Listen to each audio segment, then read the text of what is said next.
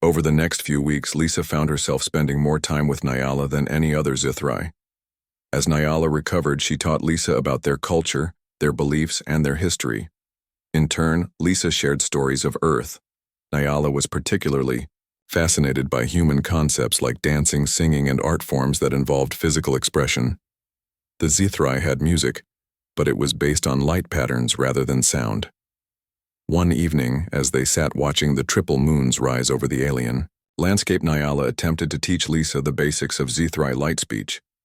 The human lacked the bioluminescent skin to truly communicate this way, but Nyala had fashioned small light emitters that Lisa could wear on her fingers. You must feel the meaning, not just show the pattern. Nyala explained her own skin rippling with gentle waves of turquoise and gold. Our language is emotion and thought combined. Lisa tried again, moving her hands in the patterns Nyala had shown her. The small lights traced glowing paths in the twilight. She knew she was getting it wrong, but Nyala watched with patient fascination. Even your mistakes are beautiful, Nyala said. Such unexpected patterns. No Zithrai would create them. Your mind works differently, Lisa laughed. This is how I feel trying to learn any new language, she admitted. I always sound like a child. Nyala tilted her head, a gesture she had picked up from Lisa. But children see the world with fresh eyes. That is valuable. Their conversations often went this way, philosophical and meaningful. Despite the simplicity of the translated words, Lisa found herself looking forward to these sessions more than any other part of her day. Back at the human base, her superior officer, Kate Lynn, had noticed Lisa's frequent visits to the Zithrai healer. "You spending an awful lot of time with that alien," Kate remarked one day as Lisa was preparing to leave again. "Anything I should know about?" Lisa hesitated, unsure how to explain the bond. "It's part of my medical duties," she said carefully. In monitoring her recovery and learning about their healing practices, Kate gave her a skeptical look, but she didn't press the issue. Instead, she handed Lisa a data pad. "We just got word from Earth Command they're sending a xenobiology team to study the Zithrai. They arrive next week." Lisa felt an unexpected surge of protectiveness. The Zithrai were intensely private about certain aspects of their culture, especially their bonding practices and color language. "Will they be requiring Zithrai volunteers?" she asked. Keeping her voice neutral, volunteers preferred, but Command was clear that this research is priority. Kate replied, "The treaty gives us certain research rights." Lisa nodded and left her mind troubled. She needed to warn Nyala and Ashara. The last thing the fragile human-Zithrai relationship needed was humans demanding access to sacred cultural practices.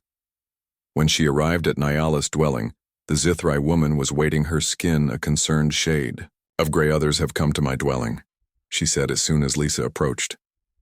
"They asked many questions about our bond. They said I dishonor our ancestors by sharing secrets with humans." Lisa felt a chill. "Who said this?" "Vathrai, the elder from the northern settlement. He brings others who think like him. They believe humans will use our ways against us." Lisa sat beside Nyala, careful to maintain a respectful distance unless invited closer. "There's something I need to tell you," she said. "Earth is sending scientists to study your people." Nyla's skin darkened to a stormy blue. "Study us like we are animals?" "No," Lisa said quickly, then hesitated. "To learn from you. With your permission." But Nyla was already shaking her head, a human gesture she had adopted. "The timing is not coincidence. The Council meets in 7 days to discuss expanding human access to our sacred sites. Some believe, as Vathrai does, that humans should be kept at a distance. Others, like Ashara, see potential in closer bonds. But this news will strengthen Vathrai's position." Lisa hadn't known about the Council meeting. Such political matters were rarely shared with the human contingent. She realized how much Nyala was trusting her with this information. A month later, Lisa was invited to a Zithrai ceremony. She was the first human to ever attend. The gathering took place under the triple moons of Nexus 7. The Zithrai assembled in a large circle, their skin glowing with bioluminescence in the darkness. The Council had debated for days, Ashara had told her. The arrival of the human scientists had indeed strengthened Vathrai's position. But then something unexpected had happened. The scientists had approached with respect, asking permission before every study, explaining their purposes, offering to share all findings. They had even learned basic light speech patterns to introduce themselves. Most surprising of all, the lead scientist, Grace Kelly, had recognized the sacred nature of certain Zithrai practices and explicitly excluded them from her team's research. This was unheard of in human scientific endeavors. The Zithrai Council had been impressed, and now Lisa was being honored for her role in building trust between their peoples. Nyala stood in the center of the circle, her formerly injured leg now fully healed. She beckoned Lisa forward. The human doctor felt hundreds of alien eyes watching her as she stepped into the circle, some friendly, some still wary. What happened next would change human-Zithrai relations forever. Nyala extended all four of her hands toward Lisa. In front of her entire community, she was offering the human woman a gesture that translated roughly as eternal friendship. Lisa took those hands without hesitation. The entire gathering erupted in a symphony of color, Zithrai skin flashing in patterns that Lisa recognized as joy. Even Vathrai acknowledged the moment with a respectful pulse of deep blue. Later that night, as Lisa recorded her experiences in her personal log, she reflected on how a simple act of medical care had opened doors between species far away on Earth. Diplomats and politicians were still arguing about trade agreements and territory boundaries. But here on Nexus 7, real understanding was happening one touch at a time. 2 years later, the Nexus 7 outpost had grown into a thriving community of both humans and Zithrai. Lisa had trained several Zithrai in basic human medicine, while learning their healing techniques, which focused on energy fields and wavelengths, imperceptible to human senses. The knowledge exchange had saved lives on both sides. Lisa now lived in a dwelling that blended human and Zithrai architecture, with sections that accommodated both species' needs. Nyala had become not just her friend, but her research partner. Together, they had published several papers on comparative xenomedicine that had gained attention back on Earth. One morning, as Lisa was cataloging medicinal plants native to Nexus 7, her communication device buzzed with an urgent message from the human base: incoming emergency transmission from mining colony on Nexus 7B. Read the message report to base immediately. Lisa gathered her medical kit and hurried to the base. The operations center was bustling with activity. Kate Lynn, now the base commander, looked up as Lisa entered. There's been a collapse at the Helium-3 mine on the moon. She explained. Over 50 miners trapped, including both humans and Zithrai. Toxic gas is leaking into the shelter. Rescue teams are hours away. Lisa felt her heart sink.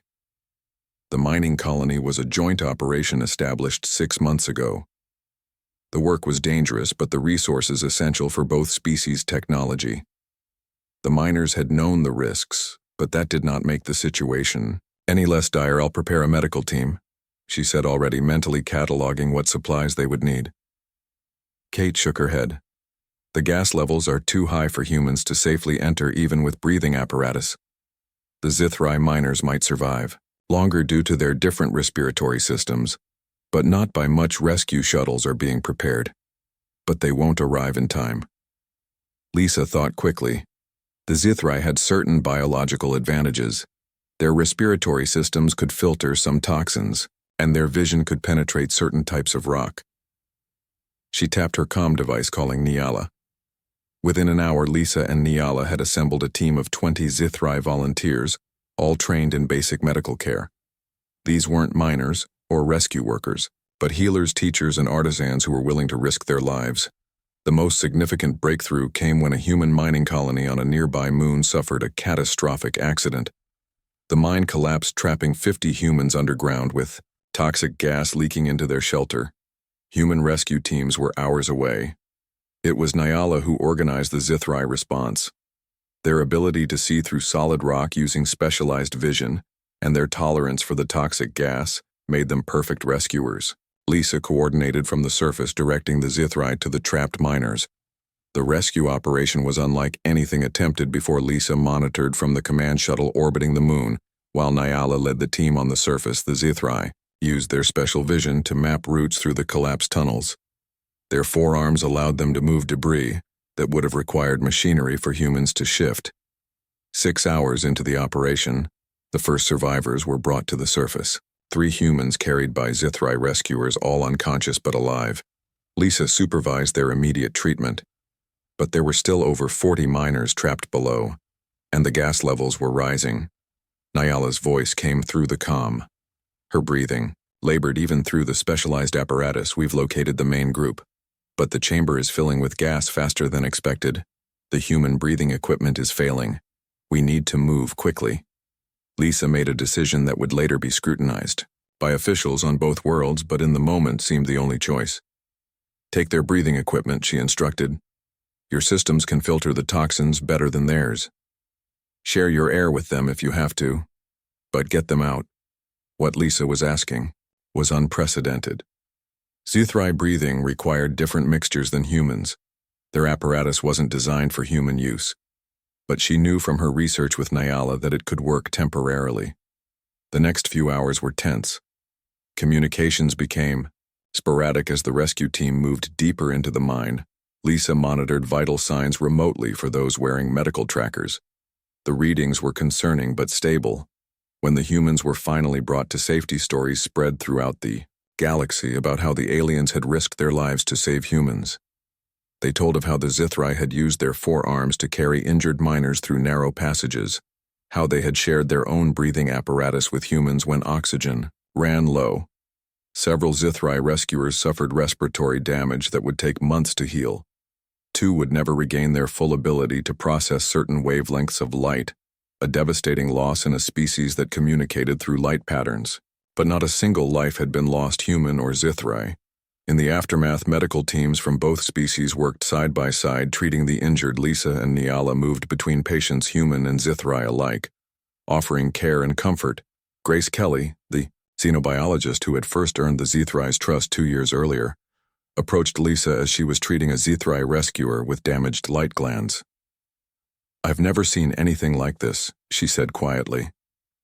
"No species on record has ever risked their own biological functions to save members of another species. Not like this, not giving up something so essential to their own identity." Lisa glanced over at Nyala, who was explaining something to a human patient, using both words and light patterns. Despite her exhaustion, "They gave more than just first aid or rescue," she replied. "They gave understanding."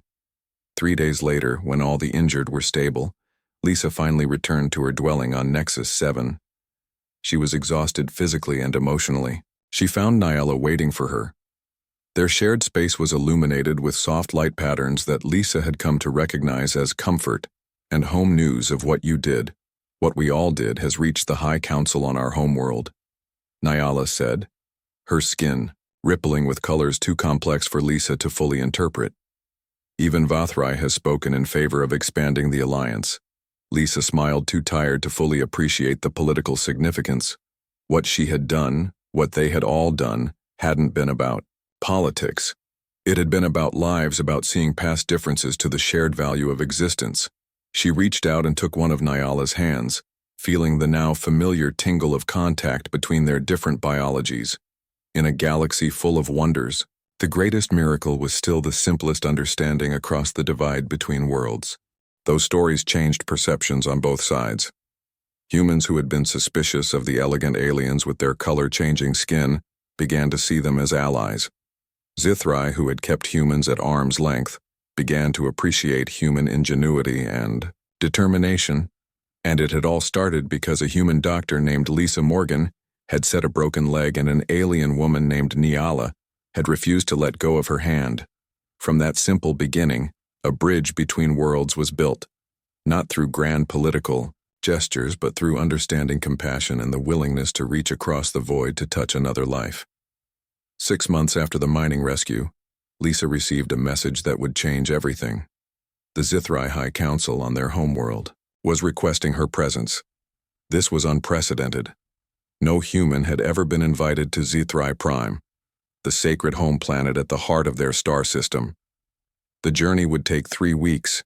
Even on the fastest transport, Nyala would accompany her as both translator and cultural guide.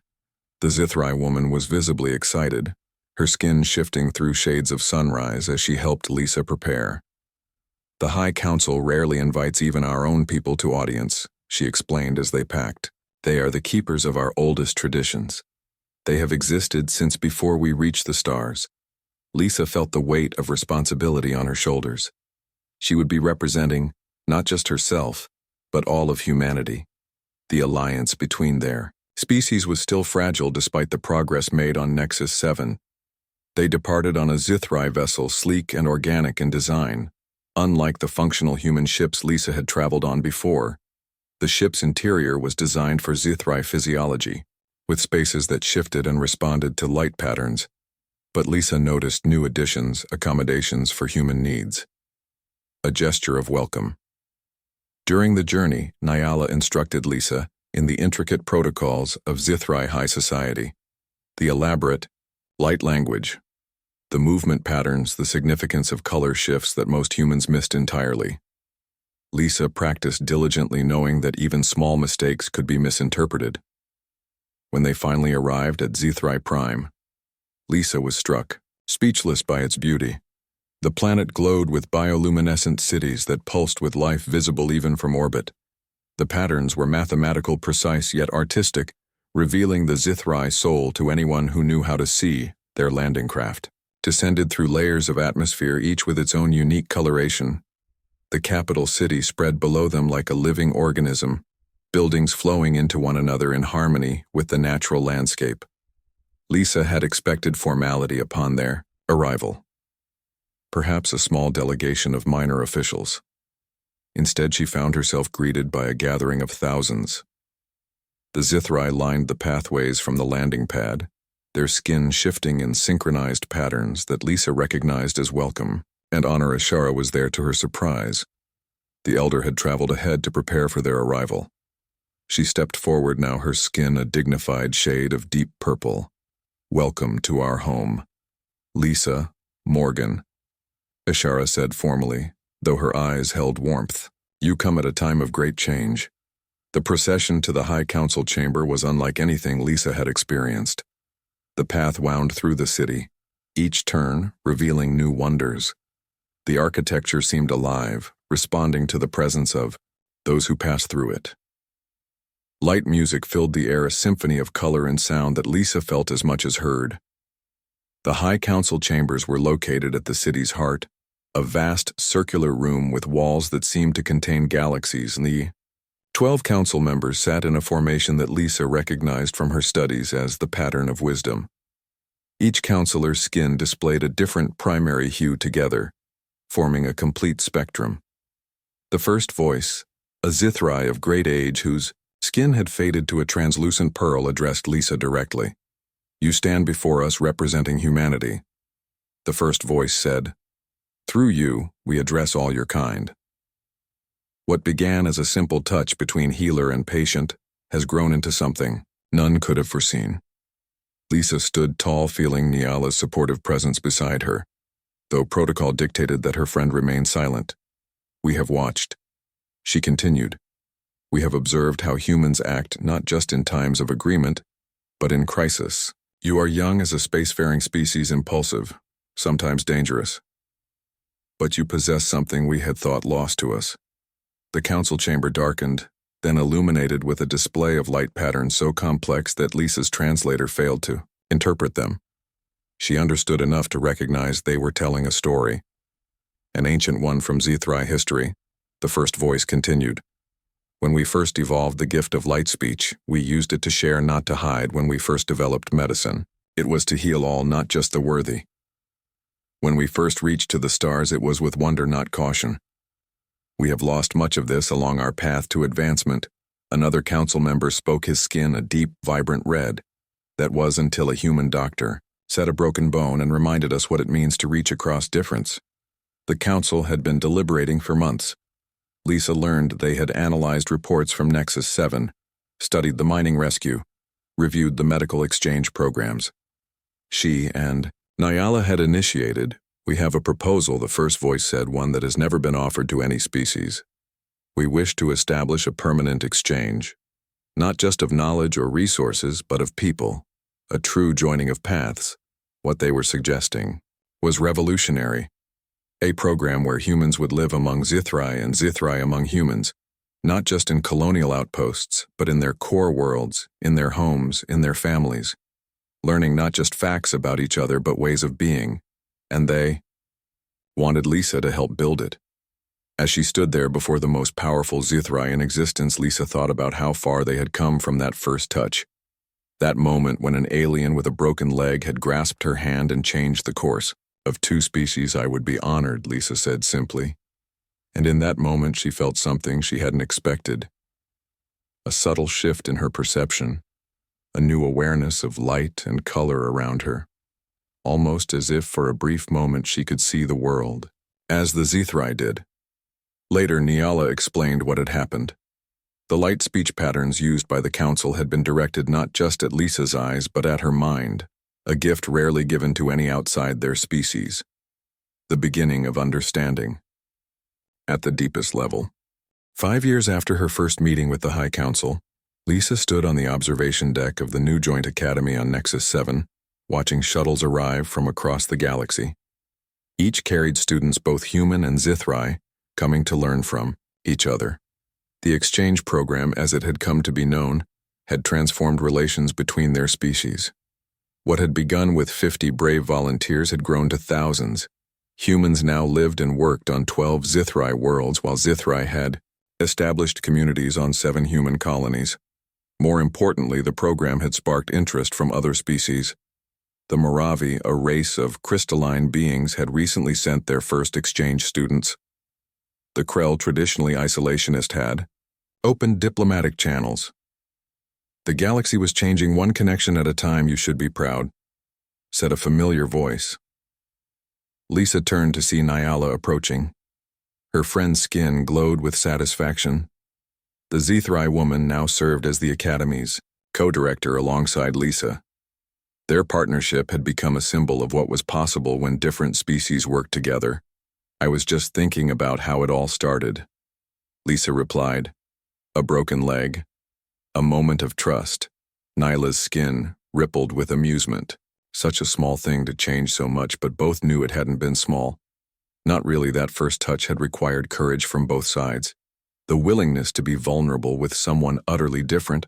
A group of students passed by, a mix of human and Zithrai, walking together, engaged in animated discussion using both spoken language and light patterns.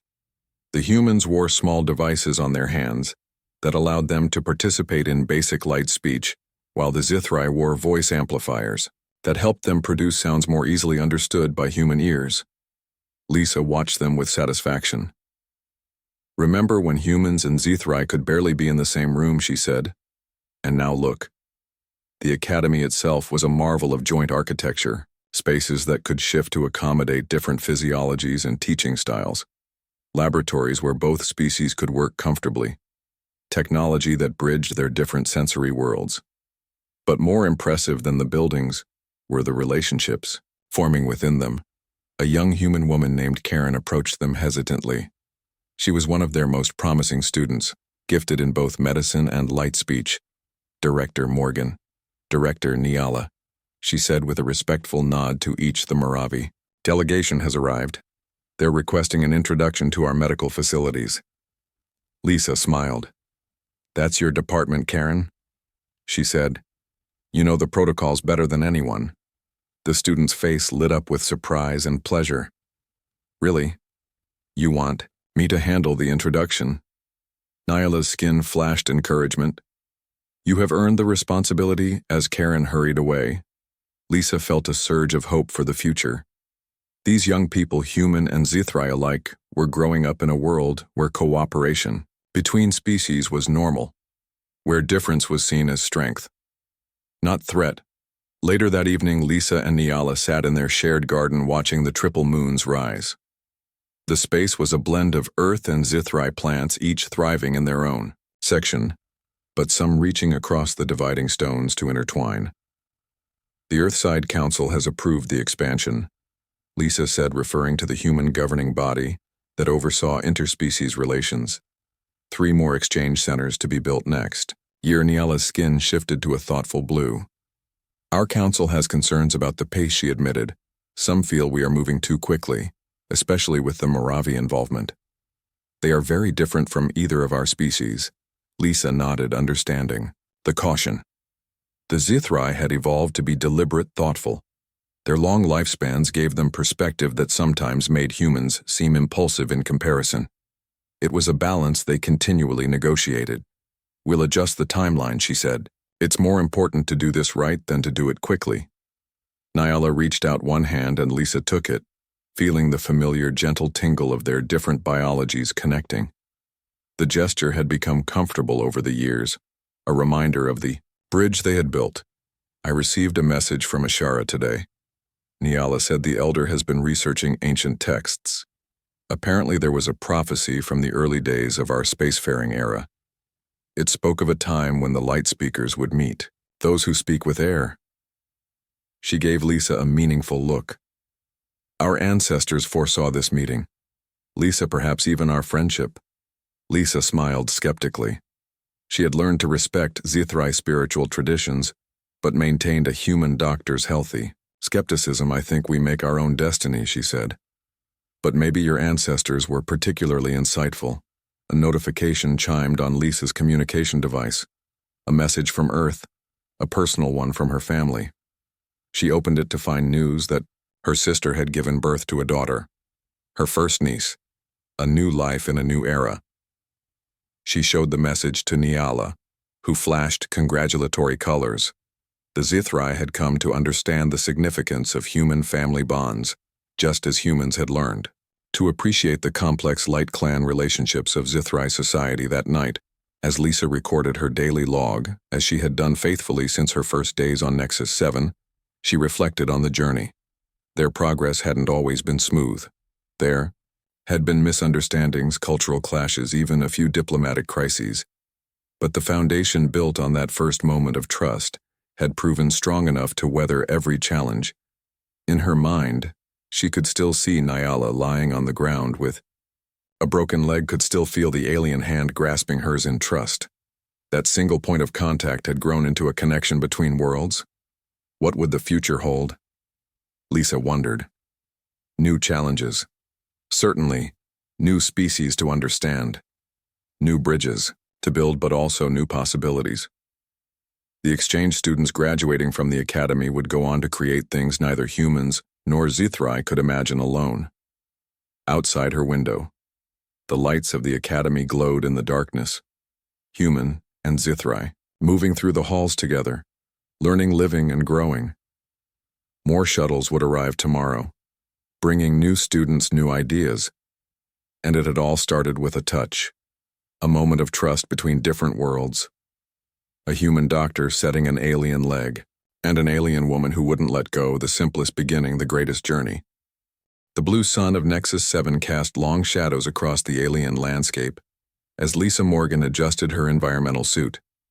The human doctor was still getting used to the gravity on this planet, which was just slightly less than Earth.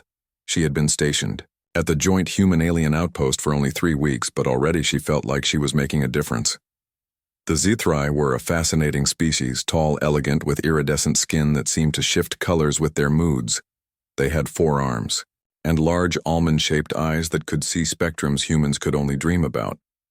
Their society was highly advanced in some ways, particularly in astronomy and mathematics, but they lacked certain medical knowledge that humans took for granted. Lisa walked through the alien settlement, nodding respectfully to the Zithrai she passed. Most regarded her with curiosity, some with wariness. The alliance between humans and Zithrai was still new, barely 5 years old, and trust was building slowly. Commotion ahead caught her attention. Several Zithrai were gathered around something on the ground. Lisa quickened her pace. When she reached the group, she saw a female Zithrai lying on the ground, one of her legs bent at an unnatural angle. Without hesitation, Lisa knelt beside the injured alien. Her translator device activated automatically as she spoke, asking what had happened and if she could help. The injured Zithrai female, who introduced herself as Nyala, looked up at Lisa with wide eyes that shifted from orange to a pale yellow. The Zithrai language was a complex mix of sounds and color changes, but the translator managed well enough. Nyala explained she had fallen from a tall structure while performing maintenance. Her people stood around uncertain how to proceed. Their own healers were skilled with energy fields and mental pains, but physical injuries were treated differently in their culture. Lisa carefully examined the leg. It was a simple fracture, something she could treat easily. But she knew from her cultural training that Zithrai were not accustomed to physical contact with other species. It was just to set her leg, but she wouldn't let go of my hand. The moment Lisa touched Nyala's leg to examine it, the alien woman grasped her hand. The touch sent a strange tingling sensation up Lisa's arm. Not unpleasant, just different.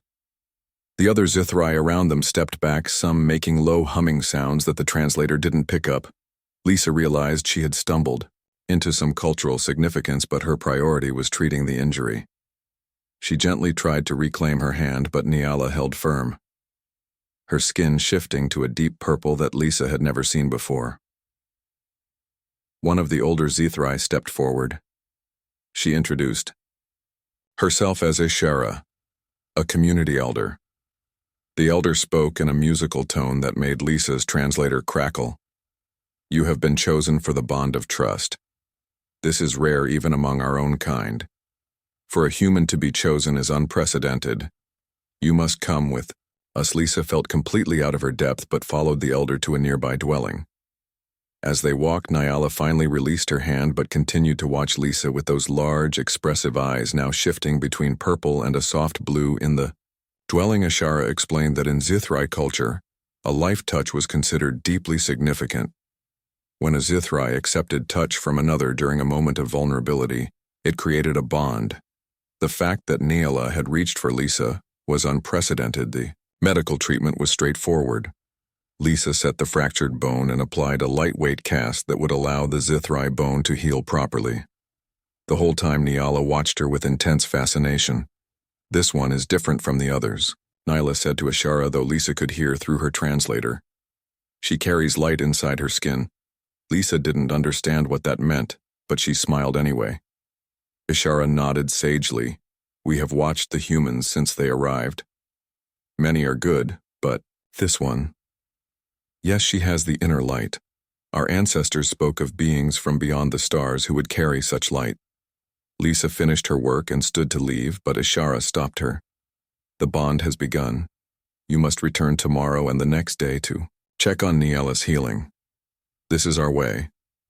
Though Lisa had other duties, she agreed.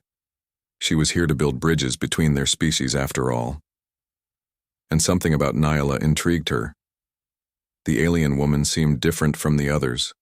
More open, more curious.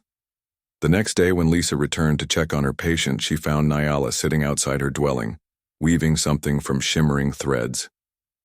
Her skin glowed a soft blue when she saw Lisa approaching. "You returned," Nyala said, her voice melodious, even through the translator. "Of course," Lisa replied, "I need to check how your leg is healing." But Nyala seemed more interested in asking questions about Earth, about humans, about Lisa herself. As Lisa examined the healing leg, she answered questions about rain, about music, about how humans expressed emotions without changing the color of their skin. What Lisa didn't realize was that word of her bond with Nyala was spreading through the Zithrai community. Some were concerned, others intrigued. Few were openly hostile to the idea of such a sacred bond being shared with an alien. As Lisa left Nyala's dwelling that day, she noticed more Zithrai watching her. Their skin colors shifted in patterns she couldn't interpret. She made a mental note to report this development to her superior back at the human base. But something told her to keep the strange bond between herself and Nyala private for now, at least until she understood what it meant.